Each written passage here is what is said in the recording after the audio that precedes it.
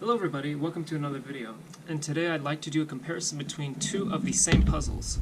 This is a 3x5x7 and one of them is what I usually offer, which is the standard finish, and this one over here, this light blue one, is actually post-processed.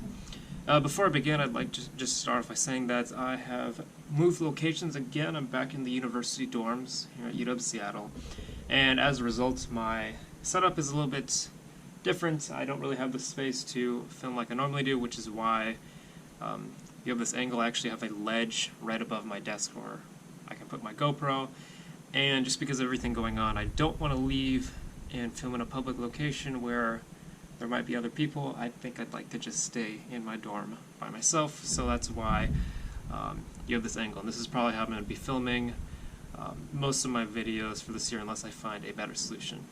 But with that out of the way, let's go into this comparison. So first of all, these are both my latest model 3x5x7. They're both based off of the MFJS Maylong 7x7, which makes a horrible speed cube, but is great to mod, and it makes for a very small 3x5x7. So as you can see, these are the same puzzle. This one's modeled off of a stickerless version, and because this one's black, I modeled this one off of a black plastic version. So just to show you, that you see, this one is actually a personal, and I prefer a stickerless base, so that's why I use that, and this one is actually going to be shipped off later in a couple of days.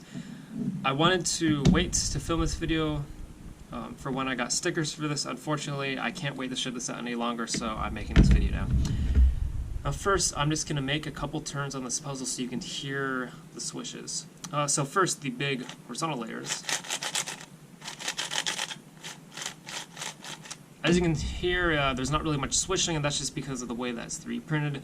I print parts, effectively all the layers are going up and down this way. So these layers, there's not going to be any sound, any difference in sound, really. And with the post-processed version, it's effectively the same sound. The real difference is when I turn the other layers. So let's go this way across the red and the orange faces.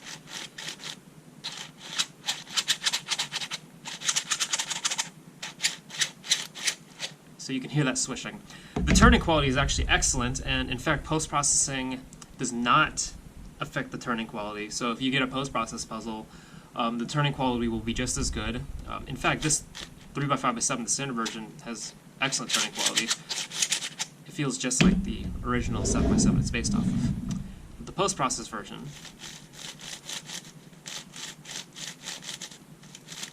it's kind of got the swishy, sort of, I guess, Fangshi style swishiness. I don't know if any of my viewers remember the original Fangshi puzzles, but they had a swishy, sandy feel sound, and that's what this has. It doesn't have that scrapey sound caused by the 3D printed layers rubbing against each other.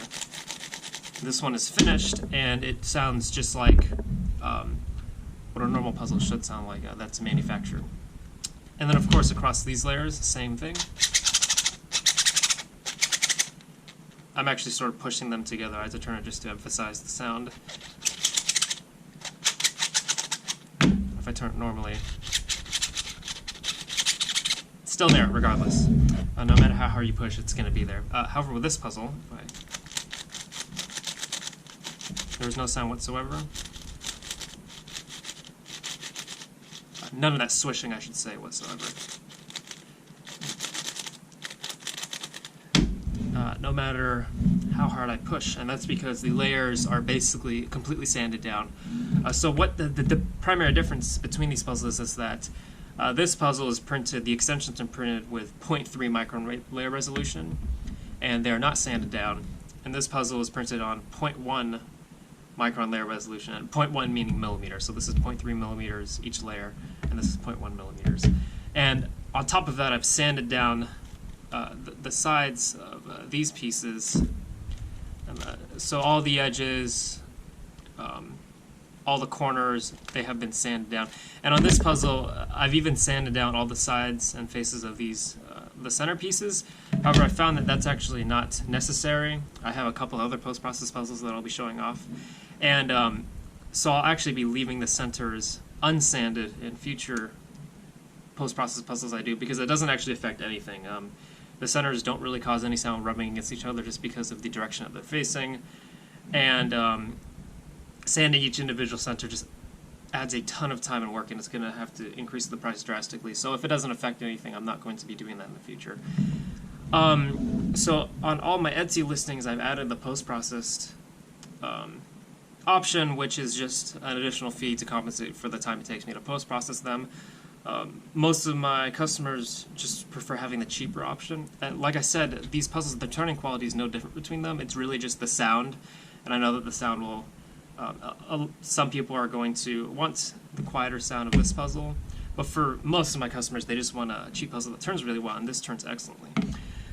So now I'll just perform some algorithms just to sort of show you guys, or I guess demonstrate, not show and demonstrate what it sounds like through turning. So I'm just going to see if I can do some T-perms without messing up. Take it slow.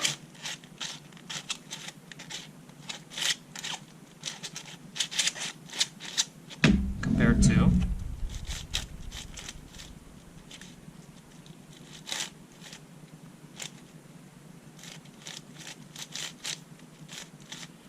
take it slow because I messed this up earlier. Back again to this.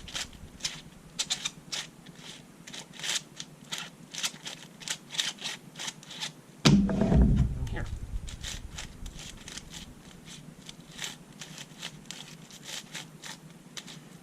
So as you can hear, massive difference in terms of sound, but in terms of turn quality, almost no difference whatsoever. And then let's see if I can do some cuboid algorithms without screwing up. Actually, I'm going to take it in a layer that way that the outer layers are a lot smoother just because of the way the layers are set up, so I'm going to use the inner layers.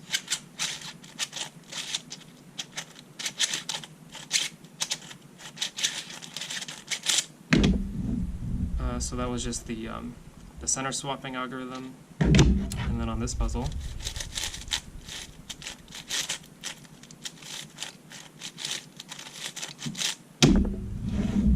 back to this.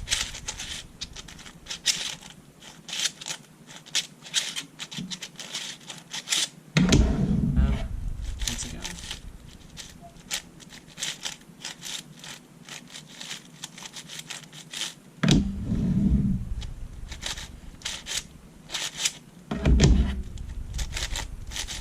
See, I think that gets the point across pretty well. Just throughout solving these puzzles, there's going to be a difference in the sound, especially as you get into the bigger and bigger puzzles.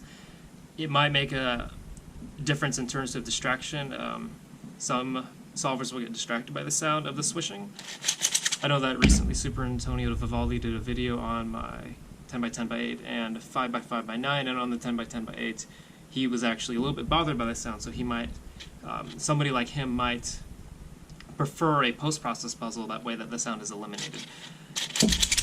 For me, I come from a speed cubing background, and I don't know if that makes a difference, but honestly, this sound doesn't really bother me while I'm solving, as long as the puzzle turns well, and this puzzle does turn very well. I'm not really bothered, but if you do want to have a silent, not silent, but smoother sounding puzzle that sounds just like the original base puzzle that this is modeled off of, then you have the post-process option, and be sure to check out my Etsy shop, and if you'd like one, to select the post-process finish from the drop-down, and you will have a puzzle that is like this. And that is all I have for now, and thank you guys for watching, and hopefully some of you guys would like to purchase this post-process option, and if you would, now that is an option for you. And thank you guys so much, and I will see you next time.